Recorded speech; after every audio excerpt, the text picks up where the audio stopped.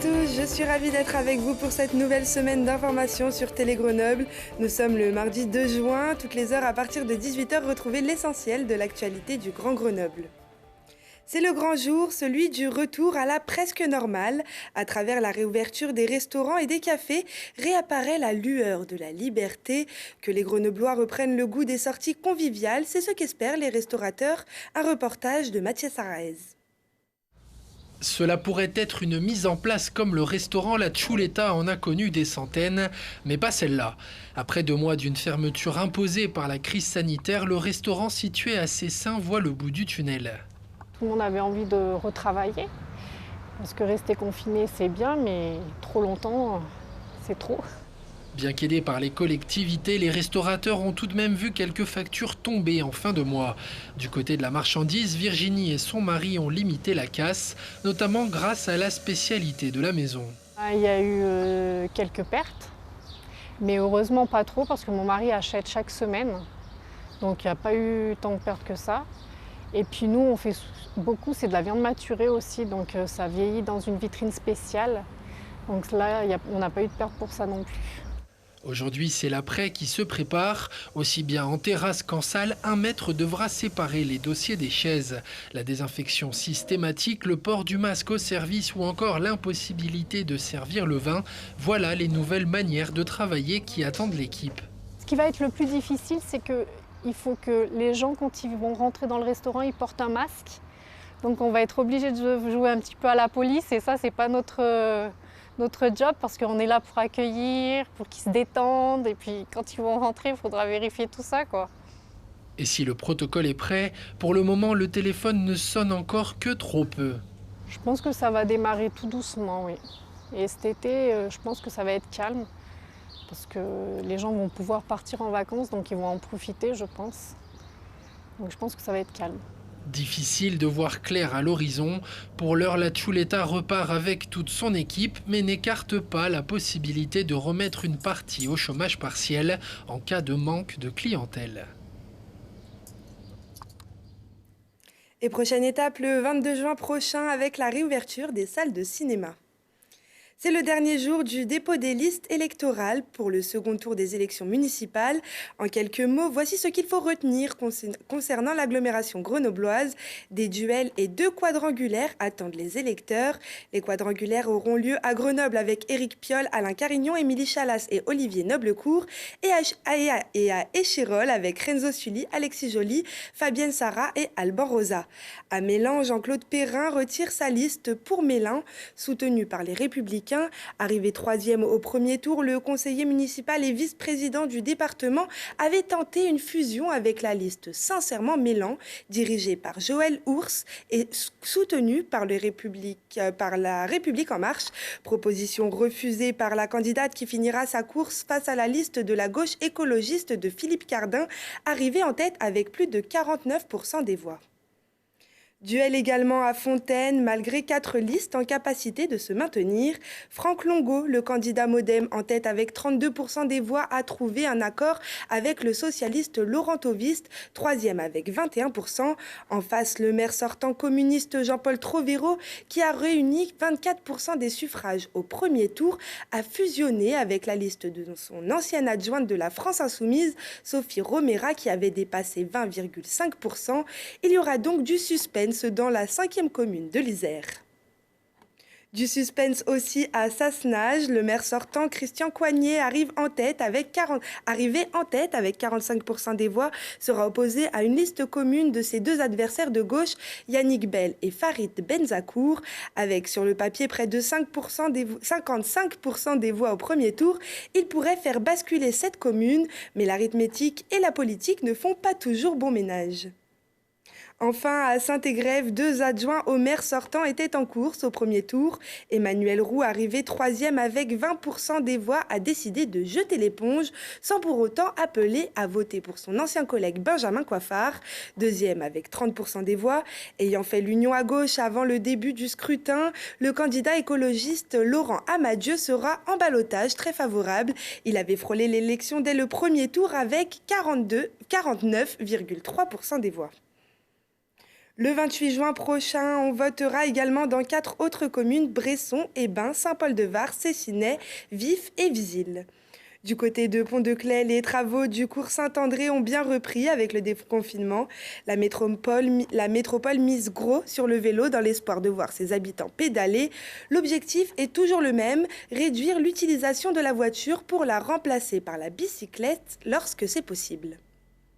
L'objectif du réseau chrono-vélo, c'est 40 km de pistes cyclables sécurisées, continues, et de desservir, de permettre de relier les communes entre elles pour que chacun puisse avoir un parcours sécurisé entre son domicile et son emploi, son domicile, son lieu de travail ou ses principaux lieux d'activité pour aller en ville faire ses courses. Et nous sommes là effectivement sur un chantier qui avait été suspendu du fait du confinement et que nous avons estimé prioritaire dans la reprise des chantiers, comme tous les aménagements cyclables dans le territoire métropolitain qui sont priorisés pour la reprise des chantiers.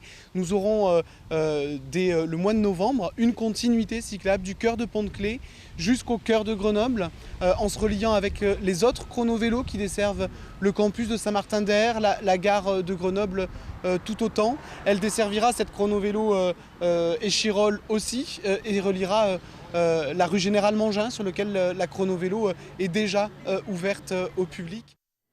Et l'ouverture de l'intégralité du tronçon est prévue pour novembre 2020. D'ailleurs, il est possible de transformer son vélo en vélo électrique grâce à la magie de G-Boost. La start-up grenobloise double ses ventes depuis le mois d'avril et lance une nouvelle version de son dispositif. Voici les détails de Loïc Cognet. Donc on a un support et elle est enclenchée. Transformer sa vieille bicyclette en vélo électrique haut de gamme, le tout à un prix défiant toute concurrence, c'est le pari de la start-up grenobloise e-Bike Lite. Et après avoir commercialisé 1500 kits l'an dernier, la société a sorti il y a quelques mois la version 2020 de son kit, une nouvelle version du G-Boost qui va de pair avec le déconfinement et une pratique du vélo de plus en plus plébiscitée. C'est vrai que les règles d'usage du vélo étaient un peu strictes pendant le confinement, donc ça a posé un petit peu de problème, mais là maintenant ça marche très bien. Et on peut même penser que cette épidémie a favorisé maintenant l'usage du vélo, et on voit une augmentation des ventes par rapport à l'an dernier. Donc à la même saison, là on est au double des ventes. Et donc la perspective pour cette année, c'est plus que doubler les ventes. Des ventes qui explosent pour un kit toujours aussi léger et facile d'installation, le tout avec une nouveauté notable, loin d'être négligeable. Donc ce modèle est 2 fois plus puissant en termes de couple moteur, c'est-à-dire une puissance à basse vitesse pour tout ce qui est côte forte. C'est-à-dire que les clients qui connaissent les vélos électriques performants du commerce, dans notre modèle précédent, trouvaient qu'il y avait une puissance un peu plus faible. On était beaucoup plus léger, mais un peu plus faible.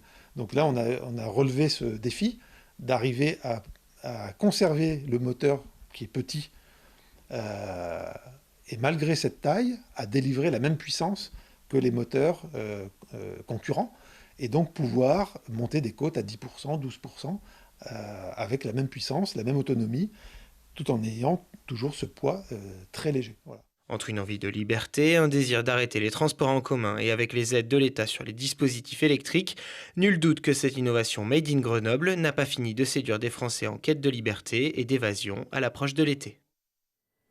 Le coût de ce kit s'élève à 899 €. Pour en savoir encore plus sur ce concept, notre testeuse en chef, Laurie Baillet, s'était essayée au dispositif G-Boost. Pour retrouver l'émission complète, rendez-vous dans la rubrique Replay. Faites le test de notre site internet. Et faites le test aussi du Street Art Fest Grenoble-Alpes. Le festival lance son édition Résilience pour 2020 qui s'adapte au contexte de crise actuelle liée au Covid-19. Comme chaque année, l'art envahit l'espace public avec des artistes reconnus pour leur talent. Pour cette 6e édition, on retrouvera notamment les pinceaux verts d'Antoine, l'artiste qui réalise des fresques à couper le souffle grâce au ponçage sur bois, mais aussi Combo, le spécialiste du détournement d'images, ou encore Pietro Rodriguez et ses œuvres exceptionnelles. Durant le mois de juin, les bénévoles proposent des visites guidées à la découverte du street art de notre territoire. Pour le moment, avec la fermeture des frontières, uniquement des artistes nationaux sont programmés, mais les organisateurs du festival espèrent pouvoir accueillir des artistes internationaux sur la période du 20 juin au 15 juillet. Dans notre série rétro jour pour jour, retour aujourd'hui, il y a tout juste un an, le 2 juin 2019. Un jour maudit pour le FCG qui quittait ce jour-là l'élite du rugby français après un barrage perdu à Brive. Le coup de massue qui vient enterrer la saison du FCG et le fait chuter jusqu'en Pro D2. Le pari est perdu pour les rugbymen grenoblois qui laissent filer à Brive la dernière occasion de se maintenir en top 14. Une pilule très amère pour un groupe battu et abattu comme l'ancien briviste Gaëtan Germain. Ah, c'est la loi du sport. Il y a des moments c'est bien, il y a des moments c'est pas bien, mais là c'est dur et puis voilà. Là, je suis très triste, mais avec du recul, je serais content quand même pour les copains du CAB et puis pour ce club, cette ville. Voilà, j'y suis très attaché et je suis content pour eux.